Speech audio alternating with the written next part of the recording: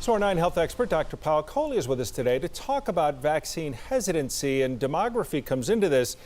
Going into the development of a vaccine and the introduction of vaccines, we were worried about different people not wanting the vaccine in large groups, but that group that Minority Leader McConnell was talking to is one of the groups that has been the most hesitant in reality.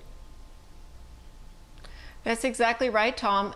New data from the Kaiser Family Foundation tells us that less than 50% of Republicans intend to get the vaccine or have already received it, and that compares to greater than 80% of those that declare themselves as Democrats. We're also seeing some other interesting trends emerge.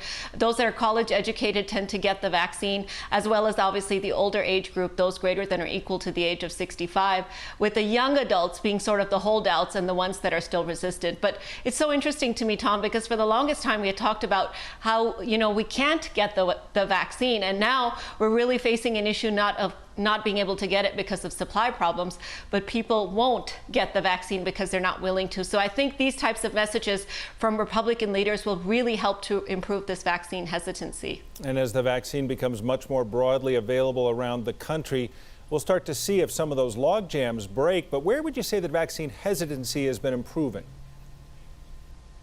There's some good news there, Tom. Overall, it's improving. So this survey also looked at American trends overall. And last month, it was 55% of Americans that said that they would get it. Now it's up to 61% overall. And the biggest driver of this increase is actually Black Americans, which has been one of the populations that has been hit the hardest.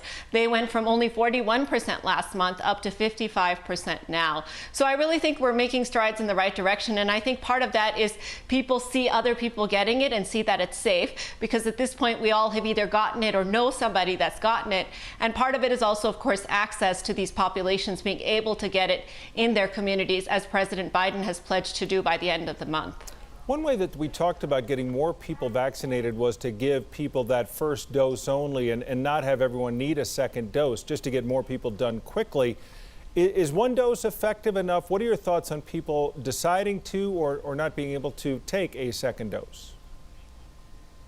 So some new data here as well from the CDC that looked at the real-world effectiveness of these vaccines. We've studied them in clinical trials, but what are they actually doing in the real world? And they've been remarkably effective. So just one dose offers 80% protection, and then 2 doses gets you up to 90. But I worry that the message there is, well, like you said, I don't need the second dose because 1 dose is enough. And I would really caution against this for the fact that we don't know what 1 dose does to the depth, to how much immunity you have, and the duration, how long it lasts. We know that that second dose gives you 10 times as many neutralizing antibodies. We also know that it tends to last longer. So really not a good time to roll the dice and just get that 1 dose. Definitely follow up with that second shot.